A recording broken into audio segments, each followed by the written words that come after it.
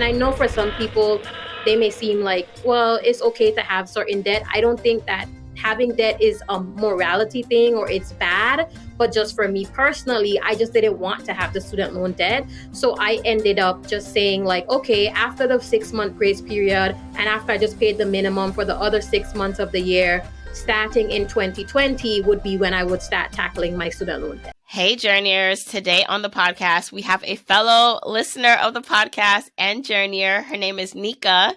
Niqua is the founder of Financially Winning and Traveling with Niqua. She was able to pay off $21,000 of student loan debt within just 11 months. Her inspiring debt payoff story and her captivating travel experiences she embarked on during her debt repayment period earned her recognition in Travel Noire. She's been to over 30 countries and 30 states and shares all of that and her travels on her social and in her businesses. So I'm really excited to have you on the podcast, Niqua. Welcome. Thank you so much, Jamila. It's a pleasure to be here today. It's just a full circle moment as being a journeyer and an avid listener of the podcast. Super happy to be here. Yes. So you would always, and this is like the true power of social media and connection, is that I always remember seeing you post when you listen to Wednesday episodes on your stories. And so when I saw that you requested to be on the podcast, you had a story to share of your own. Like, I remembered you. I was like, oh, I feel like I always see her supporting and listening to the show. So I'm really happy to have you on and share your journey with fellow journeyers. So again, welcome. And I can't wait to hear more. Yes, I'm super excited for today's episode. Well, so I hear an accent. Where are you from? And tell us more, because I already tell we're going to vibe just alone on your accent.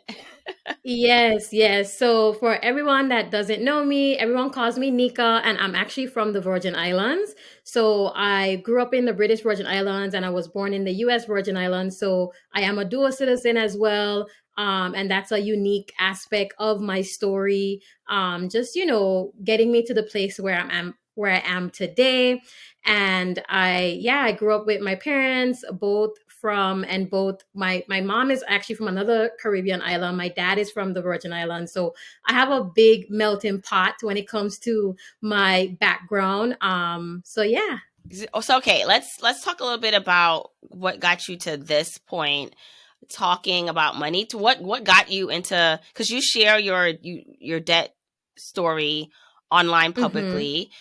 Which yes. I can totally relate to, right? Like starting your journey and sharing it with others. But how do you get to that point? What made you want to start sharing that? And we can go from there. Yeah, absolutely. I think one of the things is I grew up in, that Caribbean household where we learned a lot about like saving for a rainy day and, going to further your education and kind of doing all the things that your parents was like, this is what you need to do to be successful, right?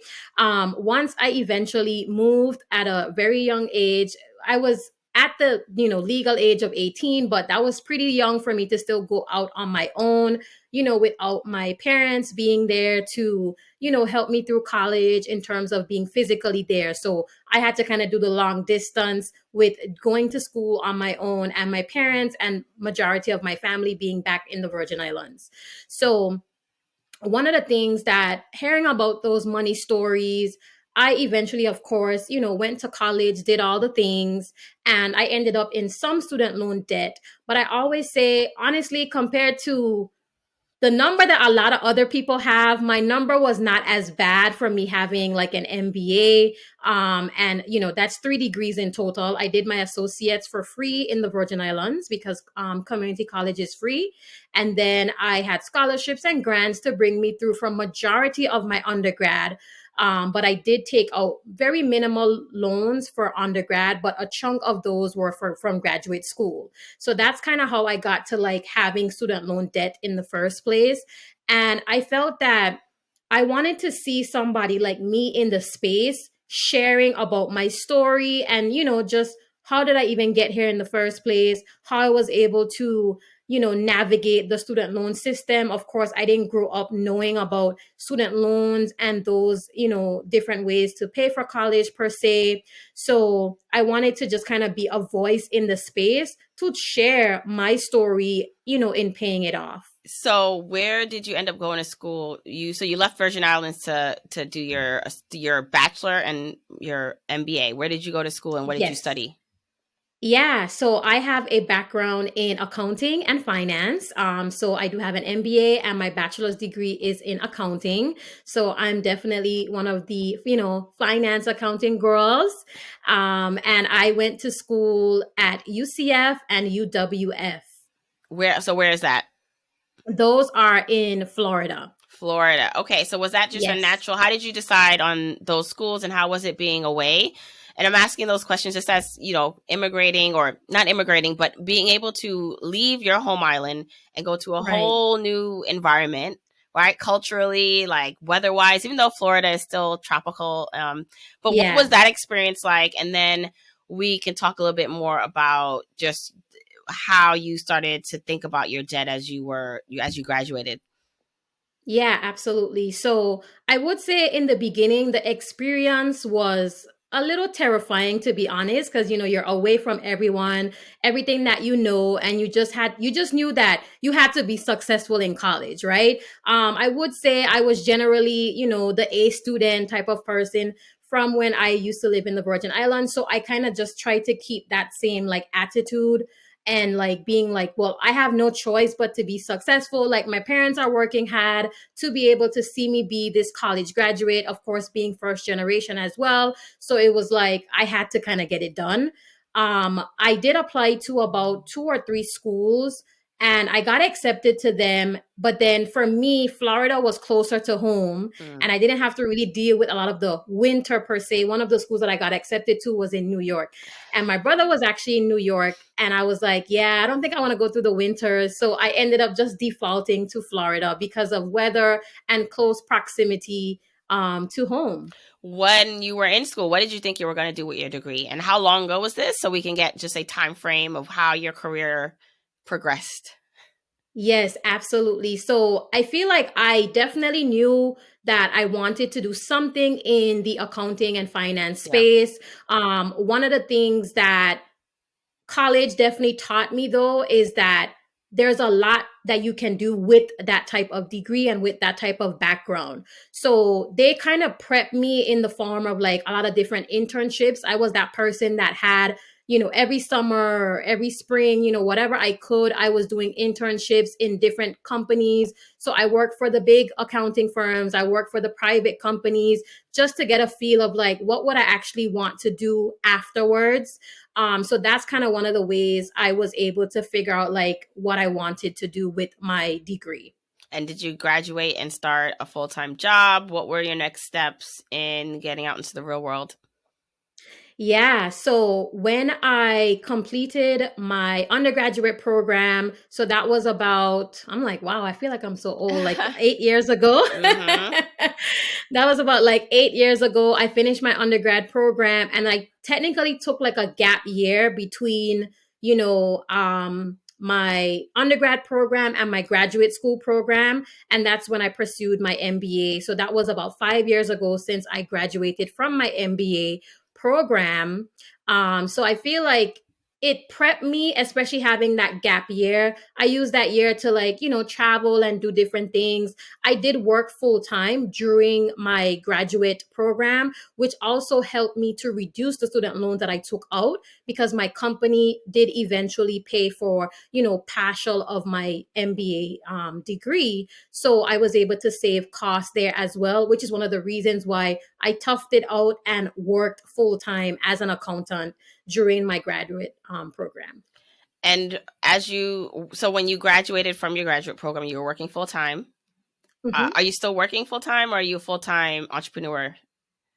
Yes, so I am still in the 9 to 5 space. A lot of people are always shocked when I say that because they're like, wait a minute, you said that you travel like, every month and all these things, but I do still maintain a 9 to 5 career in the accounting and finance field. Well, that's good to know because I think one of the nice things about your story is you are traveling, you have your side businesses, and you're still working 9 to 5, so you have a pretty stable paycheck.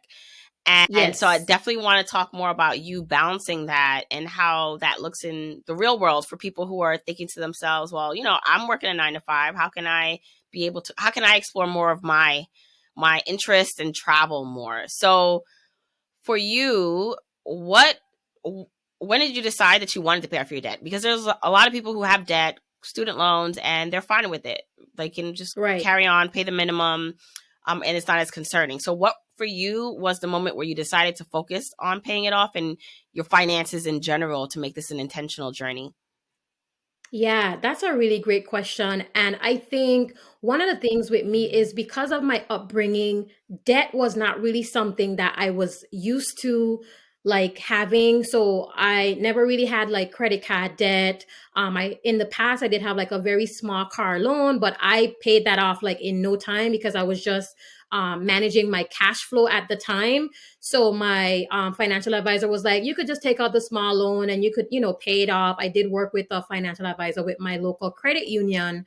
And they were like, yeah, you'll be able to pay this off super easy. So I've not been a person that was used to even debt, to be honest, because I never grew up with my parents really being like, oh yeah, like, they have debt, or hearing them be like, they have credit card debt, or they owe for this or owe for that. So I would say that my upbringing definitely framed some of my mindset when it comes to debt.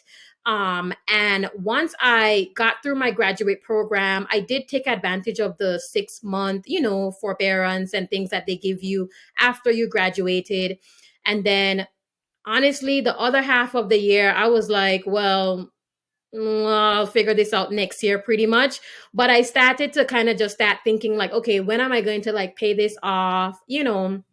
And I just wanted to get rid of it basically. A lot of people I know, as you said, they're kind of like, ah, yeah, I know I kind of have this student debt, but debt was just never something that I really wanted to have, whether it was student loan debt or credit cards or, high car loan, things like that. And I know for some people, like it may not be, they may seem like, well, it's okay to have certain debt. I don't think that having debt is a morality thing or it's bad, but just for me personally, I just didn't want to have the student loan debt. So I ended up just saying, like, okay, after the 6 month grace period, and after I just paid the minimum for the other 6 months of the year, starting in 2020 would be when I would start tackling my student loan debt. Got it. Now, where is home base for you? So you're working full time. Is it a mostly remote position that you hold, and which is why you're able to travel? Yes, I do have a remote position. So talk about that. Was that because of the pandemic, or was that before the pandemic that you had that? And where are you working from? So you are able to do everything that you're doing. Yeah, that's a great question. So, due to the pandemic, I did have a role where, before the pandemic, actually, I did have a role where we did kind of do like a hybrid approach. So, I was already familiar with type of like, that work from home or that hybrid type of setting. But I would say that the pandemic definitely, propelled that where it became fully remote.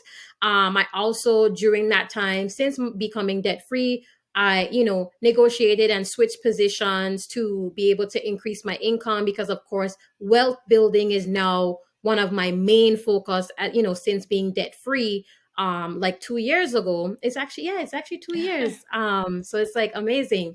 But that's kind of like where, I'm at when it comes to that space. And I am still based in my home state of Florida. So I'm still here in Florida and I work remotely from here, but I do have flexibility with, being able to be a fully remote worker.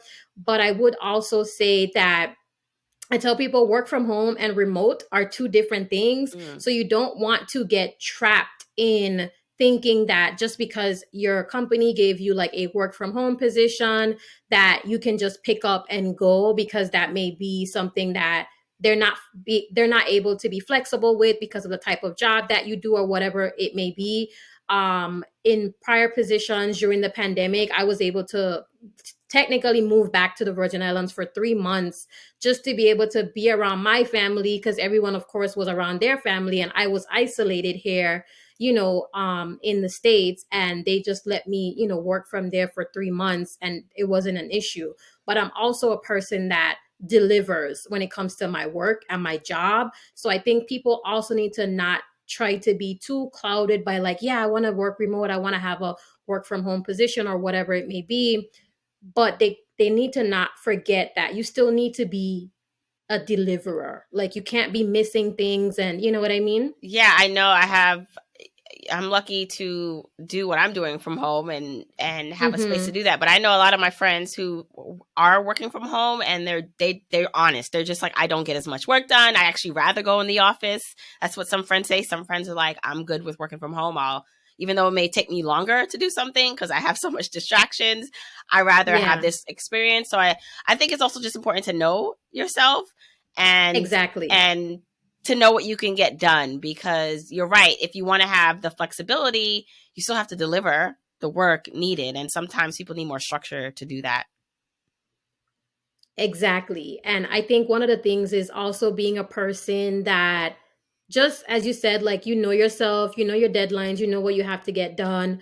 But I would say that a lot of my travels is still where it's within the guidelines like of the PTO that I have available to me, even prior to me working at the current company that I'm working for now. I've always been someone that has been very savvy with the PTO that I have available. Of course, we know that a lot of the times when you have certain positions, you may only have maybe 2, 3 weeks. I was still traveling while I was in graduate school at a large, amount. Like people were just like, oh, like I know you're in graduate school and I think you're still working. So how are you kind of doing this? And that's how my travel blog and the travel brand basically came out, is through me getting all the questions about traveling and how I was able to balance, going to school full time and then also still working full time in the demanding field that I was in. And that's how traveling with Niqua basically came about. So I've always been like this flexible person and very strategic when it comes to maximizing the PTO and the time off that I have available to me. So I think a lot of people sometimes get caught up in like, well, I don't have a remote job or I'm not working from home, so I don't have that flexibility. But didn't have that all the time. Like, you know what I mean? But I was still making a way to be able to travel and make it work for me. Well, how are you balancing that? I mean, I know part of, and I don't mean to be a hater. I'm going to sound like a hater right now, but I mean, you don't have any children, do you? I do not. Okay. So I feel like fellow parents are like, well, Nika, of course you can just get up and go when you want. But for you, what has allowed you, like, how are you balancing the travel and work? Are you Yeah. working? Do you plan that when you get somewhere you're still working one day, or like what is that? Give us the tips so that people who can get up and go or feel like they want to travel more but feel like they have restrictions can maybe learn something. Yeah, absolutely. So I would shout out like two mom bloggers that I know the parents can definitely follow because they Okay. travel with their children. So you guys need to be following the Traveling Child and the Mom Trotter. Mm. These are, parent travel bloggers that travel with their children. They talk about, one is homeschool, the others are not. So they talk about homeschooling their child and being able to travel. And then the traveling child, they actually take their child out of school, so they know how to navigate like taking your child out, of course, not having them miss like a whole bunch of things. So it's definitely possible. So don't feel bad. I know like I'm not a person with children, but trust me, there's resources out there. Okay. Yes, yes. So when it comes to me, I would say one of the things is and this is a tip that I tell people literally all the time. When you are working a 9 to 5, you need to be mapping out your PTO from the beginning of the year. Technically, from like Q4 of the previous year, you need to start being like, okay, each quarter, what am I trying to do and what can I truly accomplish with what I have? Meaning, like, if you know you get 3 weeks of time off, does being on vacation maybe once a year sound more feasible for you? Or do you rather take like one big summer trip and then you're going to take like smaller trips like around holidays and things like that? That's one of the ways I have always been able to strategically, have a 9 to 5 and still manage being able to travel often, is because I've been able to maximize having, holidays off, and just combining those with the weekends and the time that I am allotted for my company. So people don't map out their PTO, and that's a big miss for them, is because then when they're trying to take, July off, everyone else already has their time off in for July. If you had mapped it out from, let's say, November, December prior year, so it does take a little bit of organization. But if you really want to do this, then you have to be organized. Yeah, I think too, it's on the know thyself is going to be important in every aspect of this journey. But even when it comes to Mm-hmm. that, right? Because I think to myself, and I don't, whether it is just you not being able, like, for example, me, right? When I get a little stressed when I think about planning things out too far ahead, right? Like, Mm-hmm. and I don't know if it's part of me being neurodivergent or just sometimes I believe I have ADHD. I need to maybe go get that checked out. And if that's maybe Mm-hmm. part of the reason why my brain, even though I'm able to plan things out and accomplish stuff, like there's a lot of things that when I think about it, I'm like, I can't plan out far ahead. I don't know what's going to happen Mm-hmm. in 8 months. And then what happens though is then when I get closer to maybe something being able to happen or plan something, it's closer to. And so I do feel, or I suspect that there are some people who are like me where it's hard for them to think ahead, but I think it's just important to note that recognizing that, but trying to, I don't know, figure out systems to help you if you do want to travel more or do things out far in advance, is to recognize that about yourselves, because there's a lot of there's a lot of benefits in being able to map something like what you're saying out, because of, like you said, requesting time off or even figuring out where you're going to go for the best discount at that time. Like that all makes sense. Exactly. And I think that's a good point. And for individuals that feel like, they don't want to plan like an entire year in advance, you can then take it by maybe quarters, Yeah. right? So you can then say, like, okay, in Q4, I'm going to try to have an idea of like what I may want to do maybe in Q1, and then just take it in like smaller chunks, so that you're not overwhelming yourself too much. But it will require some type of planning, just because if you are unlimited, PTO time, you want to be able to try to just map that out in some way or form. How are you managing, and maybe you don't have to with your employer? Well, it's your time to take off. That's one thing. But then also your side hustles or the things that you're doing on the side. Is that something that they know about? Do any of your coworkers know this, or is it something you keep completely separate? And what's your thoughts around that? Because I know for some people it's scary, like to maybe pursue other things, or they think maybe their employer won't agree, or so. How have you been handling that? Yeah. So one of the things is I make sure that I'm, aligned with any type of like policies that may, have like an issue or anything like that. And I do keep my professional and my businesses completely separate. Just also for privacy purposes. You know how easy it is for people to just find out information about individuals. So just for me to protect myself as well, I do take very precautionary measures online when it comes to my brand and my business. But I always ensure that I do keep that separate. I don't discuss or disclose to like coworkers and things like that. Like, hey, like I have this company or this brand and I'm doing all these travels. I also think that it's better that way as well, because you don't want to set the precedent of, well, this person is taking time off because like they probably have something with the brand, or you know what I mean? Like it's just like, no, like the person's just taking time off. They're either spending time with family or they may be taking a vacation. But you want to just, for me personally, I always want to keep that separate. Yeah, and I mean, and it makes sense because I kept that very separate when I was working. But it's just like one of those unspoken. It's like money, right? Like we know money impacts all of us, and but we sometimes rarely talk about it with the people that we're closest to, or in general, right? Unless you are specifically looking to have the conversations or listening to podcasts like this. And I feel like that with people and like work in corporate America. Like we know that you have a life outside of here, and of course you want to keep things professional. But I just feel like there's such an untapped resource and diversity of people when it comes to who they really are, that they can't like show that and share that with others that they work with for whatever reasons. And of course, like sometimes you just don't want to, you want to keep it separate. But I'm just like, I'm thinking of like what I was able to do when I was working full time and how that could have benefited other people that I knew and worked with, but we just didn't talk about it, and what they're doing that I would love to know more about. But again, we just keep things separate because you don't want to run across someone who's gonna just not agree or sabotage you in any way.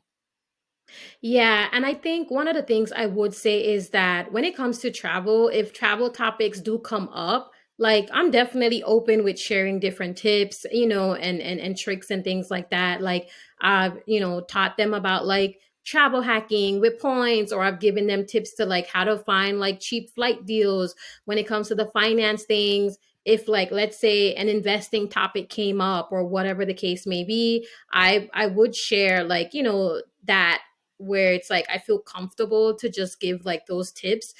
So I do think that it's a way for you to kind of just balance like, hey, like I do know about this certain information, but not having to like, go into like, oh well, I'm a business owner, I actually own like a personal finance company. Yeah. Well, what is your goal with what you're doing? Because you do have what seems to be a nice job that allows you flexibility, and then you do have what seems to be promising businesses on the side. So is it that you continue this as long as you can, just because you can balance it all and really enjoy it all? Or is there a goal maybe in the future to want to do the traveling and the talking about finances full time? Yeah, I would say that I'm pretty happy with the current dynamic that I have. I'm still able to work with my clients when they need personal finance help. So I work with clients one on one to, help them with their journey in trying to budget, pay off debt, and all of those things. So I do like that aspect of it. I don't think that will go away anytime soon. And I do think that I worked really hard for my career and building that from the ground up. So I do think that that is here to stay as well. And of course, the travel has always been a part of me. So I think it'll always be like that trio, like, that triangle there. And yeah, I do think that I can continue to do it all. I don't have any plans to maybe axe one for the other. I do think that it's feasible. It has been working well where I can help people in all of the aspects that I touch. And I love that. I love that because I think it's a great example of hearing from someone who's like, I like my corporate job, and you seem to have then found yourself something that suits your lifestyle. So that's really important, because I can imagine if you were working in a company that you had to go in the office, you couldn't travel, was more strict, or that you probably would feel differently. But I just think not everyone needs to be a full-time entrepreneur. You can have side hustles or just expressions of your talents outside of your job. And if you can focus on that and you have the capacity to do that, you can do more than one thing. Like, I just think it's a great example to show, that it doesn't have to be all or nothing. Yeah, and I think that's one thing that sometimes we see a lot where it's like, oh, well, quit your 9 to 5 to do XYZ. And I'm like, well, I can still help people and my company in my 9 to 5. And I like doing that. And I also want to impact people that I know or I don't know in the travel and finance space. And I think it's definitely not like a all or nothing. And that's what we do see a lot where it's like, well, you have to choose. And I don't want to choose because I like doing all the things. And of course, everything is not going to get the same amount of like effort. So it's about time management and, just navigating. I would say I'm a person that I'm very organized. I'm very like sensitive and conscious of time. So that helps me balance all the different things. But I'm aware and I know myself where it's like, if I do have to cut back on content, I know like, okay, well, I'm going to just have to pull back from creating travel content, for this week or 2 weeks because I have a lot of deadlines going on at work. So it's also about just balancing and giving yourself that grace as well and not thinking that you have to always give everything 100%, but you can give your best. And just the season of life that you're in, which is why I think even if you do love your job, it's important to prepare financially and be on the financial independence journey, because I hope you feel this way forever, right? And whatever you decide to do, if you decide to expand a family or not, you may not choose to do that. It just feels like you may change your mind about certain things, but you want to be in a position to have that power to say, okay, I'm in a financially, like I financially built up this side business, or I have enough money where if I wanted to take a break or find something new to do, I could. And I feel like some people get stuck where they're not thinking about what the future can hold, and how they feel today may not be how they feel in 5 years, and they're not prepared for that. Exactly. And that's a good point, Jamila, because I think I always put myself where I'm outside of the box. Like, I never want to feel that just because, yes, I do enjoy my career and I enjoy what, the other things that I do right now, that does not mean that maybe like I don't want to retire early. Like, I'm still on fire movement. Like, I'm still all about that and, building my wealth and being able to retire early, because when it does come to that point, it will be more of a choice where I can say, well, maybe I'll just go part-time in my 9 to 5 if I still kind of want to kind of get that brain activity, continuing, but then still pursuing a lot of my other dreams and aspirations. How are you, so with now you having your job, your career, and then balancing the financial blog and the travel blog, right? So, and then being from the Virgin Islands. So I do want to touch on that. Is that, so for some of us, not necessarily me, I feel like I don't know like that I can live in the Caribbean or the islands like full time, but I definitely, when I go back, I'm just like, oh, I'd love to be here for like a month or two, right? But as someone who's grown up there, so you went there until you were like what, teenage, like late teens? Yes. Right. And I always feel like we always want what we don't have or we didn't experience full time. And so there's some people who are like, oh, I'd love, like my goal is like my whole financial independence goal is to one day quit my job so I can live on an island or in an island, or I want to work full time from an island now. And being someone who's from an island and who grew up on an island, what for you is like, what don't we know about? I mean, not that I want you to say anything bad about growing up on an island, but for you, why is that a goal for you to move back to the Virgin Islands? Because you could probably have a really good life, and I don't know the exchange rate on like dollar to, what is your currency? Is it the same? We actually use US dollar, Okay, yeah. U.S. dollar. So is it that, like maybe in the future I'll do that, or for you because you grew up there, it's like you want a different type of life. You don't really have aspirations to retire or move to the islands. Yeah, so that's a really great question because people do ask me that a lot. Like, why are you here? Like, you grew up in the Virgin Islands or you're from the Virgin Islands. And I have a special place in my heart, of course, for my island. And I do want to actually own some additional like property and land and things there. So that is a part of my wealth building strategy. That's what I grew up knowing in terms of wealth building, like owning property, owning land. My parents, that's kind of how they, focused on their wealth building journey. So that's what I grew up knowing. And that's, the people around me, that's what I know people to have. It's not necessarily where, oh, they have this stock market and they're Yeah. investing, but I know them to have property. I know them to have multiple pieces of land. So I do want to incorporate that in my wealth building journey. And, who knows, I'll probably go back there, and just kind of be between the US and there, because I do have that privilege and I never take that for granted. I don't know if it would be where it's a permanent move, but I do think that I would want to still have that experience in my adult life, being where I'm, in that financial position to just go back and forth and, it not be an issue. Right. Does your current job restrict you from like working from there if you want to go permanently, since it's a, yeah. Yeah, I think I would probably just have to ask like permission. Yeah. I've definitely like just talked to them about it and they're just like, I mean, we don't really care. Like honestly, I would say that like I've been kind of lucky where it's like I have people, in management that is not really like it's very flexible. And I do think if I would want to go there, it would just be a matter of like, hey, okay, how can we figure out like the legalities of it? Yeah. Or if I would still remain as like, a Florida resident and I kind of go back and forth or whatever it may be. But I do think that it could be a conversation if I would really want to do that. Love that. Now let's get into some travel tips.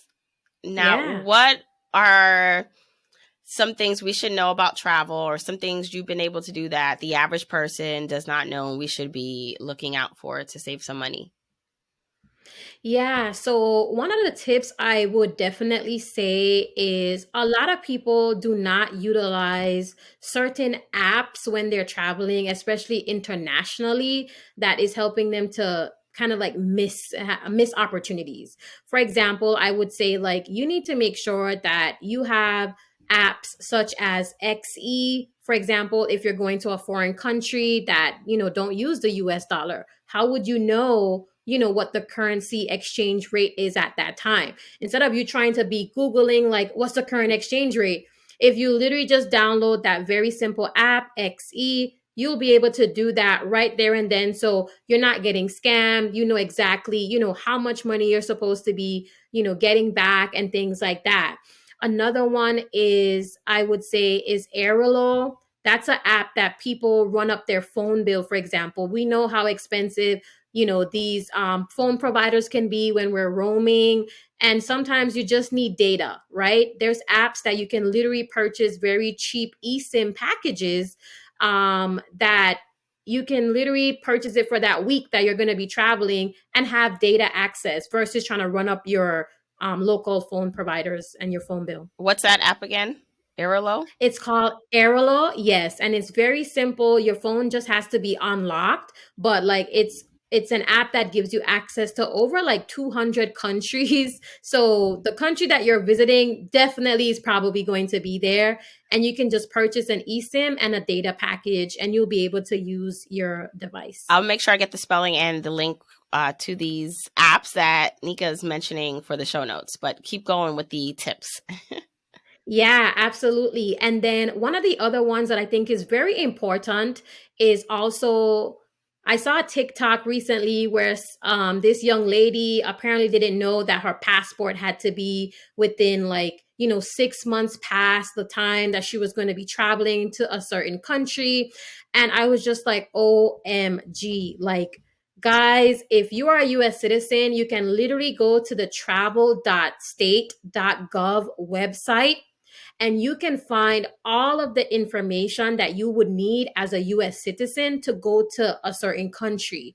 It literally has it laid out there. You can search the country, it will tell you how long your passport needs to be valid for, if you need a visa, if you need vaccinations. It would have the direct link to like the visa if there's an e-visa available for like that country. So that's definitely one of a huge travel hack that I try to tell people, and a travel tip is definitely always check the US government's state.gov website before you plan international travel, because I know sometimes people are just used to us having, of course we do have a strong passport, and that's a privilege to have a US passport. So we think that maybe we don't have to get visas for certain places, or we don't need to have, certain things in place.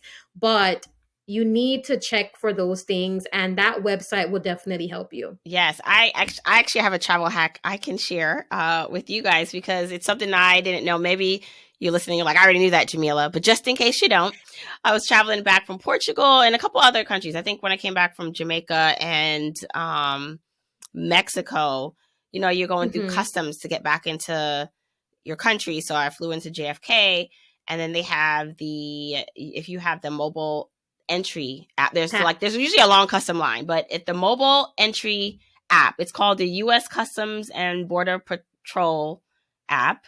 And I'll link this in the show notes too. But literally the line was so long, but no one was telling anyone that they could just download this app, put in your information, and then go on the like expedited line, which saved us like an hour. And so wanted to share that tip because I don't feel like they tell you that in the airport. Like when we were coming down, I just read a sign and saw it, and it saved us so much time to get back into where we were traveling from. And so I don't know if it's at every airport, but it's definitely at JFK in customs. Yes, so that is the mobile passport control app. It is a app that is by Homeland Security, so it's very secured, and that is something that I definitely always tell people, and I've had my friends use it. I do have global entry, so for those people that maybe don't have global entry or they're waiting to get global entry, you can definitely use the mobile passport control app that Jamila mentioned, and it is very select airports, but if you come into like a major airport airport, it probably will be available, and it does help you with having expedited entry, and it is free as well, Yeah. so you can definitely download it. And I've had it where, because I'm that person, I told my friends, I'm like, you guys better download this app because I will leave you when I go into that global entry line. Like, bye. So yes, like bye. So it has definitely worked. I know for a fact that it works, and I also put tips like that on my travel page, and I tell people about that app as well. So that's a really good app for you guys to check out.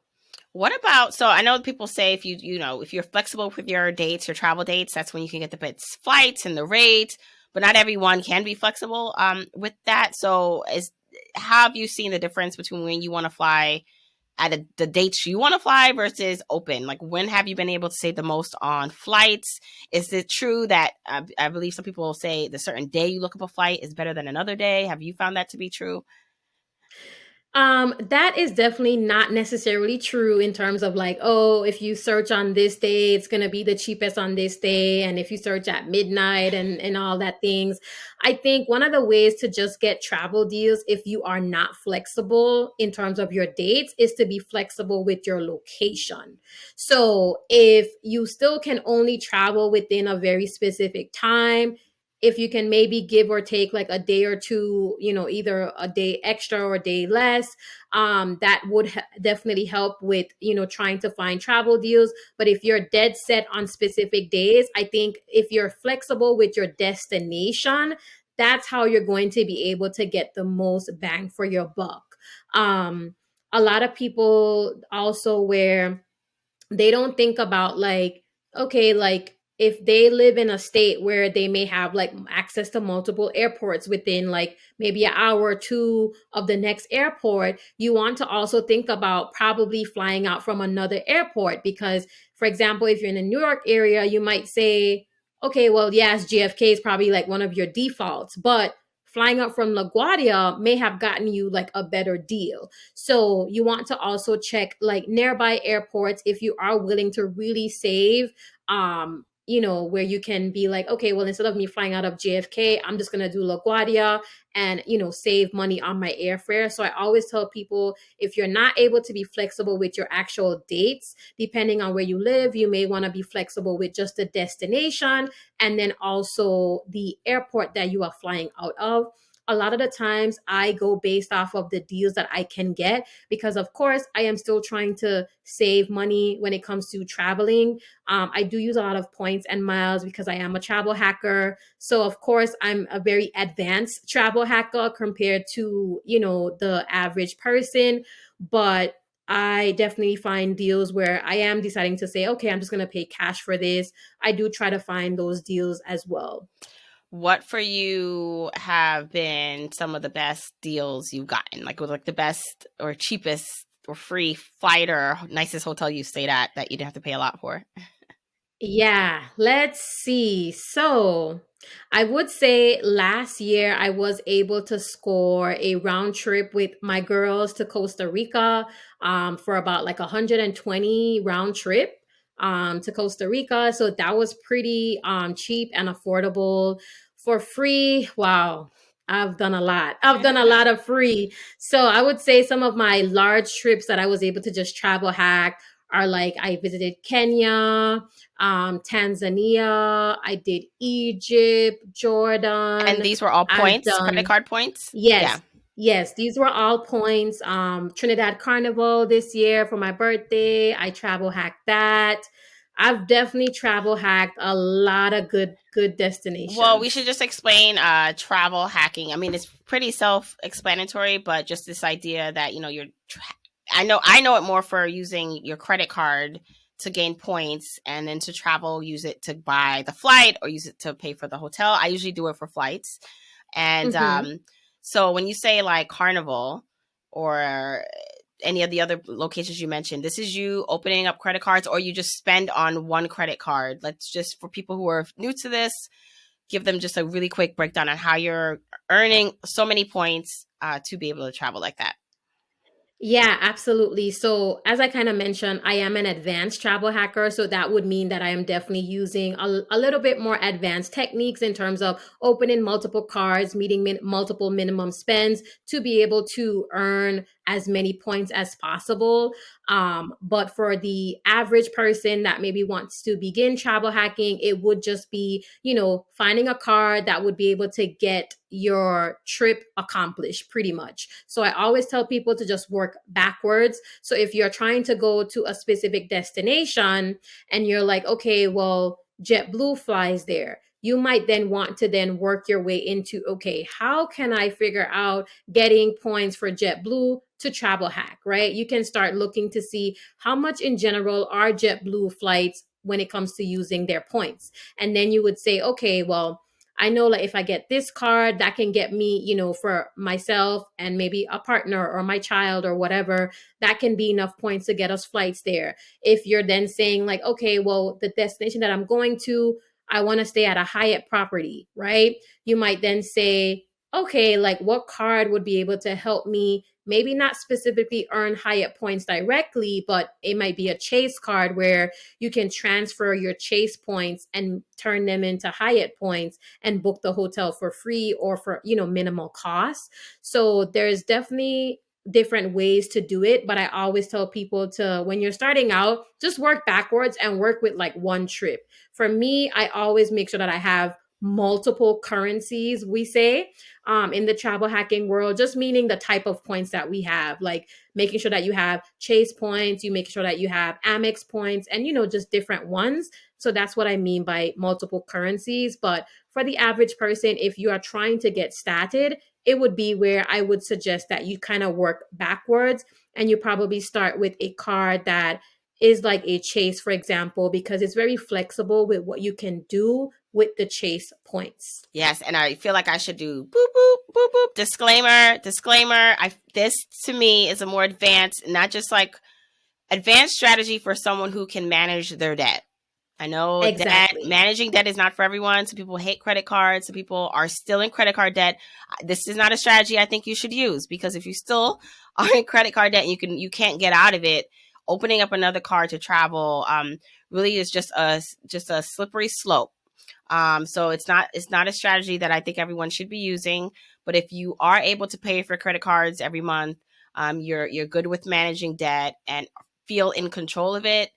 It's definitely a way to save money. I like to say it's like as you go through the journey or stages. I have the 5 journey or stages you travel to.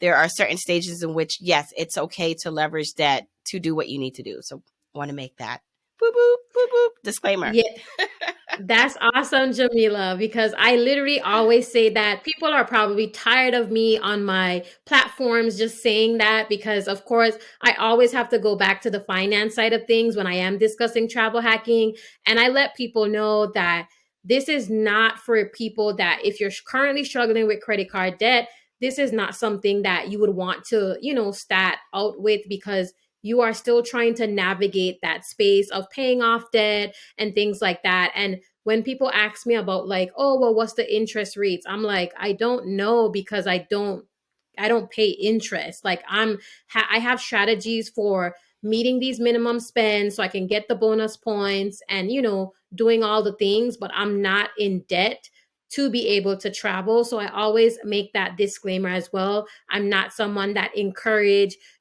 putting flights on using, those buy now, pay later stuff. I'm not someone that encourages people to just open a bunch of cards to get rewards to travel because at the end of the day, the interest that you're going to be paying on these cards, it's not worth it, right? Like it's not worth it. You want to wait till you're in a good financial space to be able to start doing, travel hacking. And that's something that I always reiterate to my audience as well. Right. And also, too, just because it's a fine line. So to know your own journey and where you are and what you can handle. So I'm not also saying you Hmm. can't travel if you are in debt, but Yes.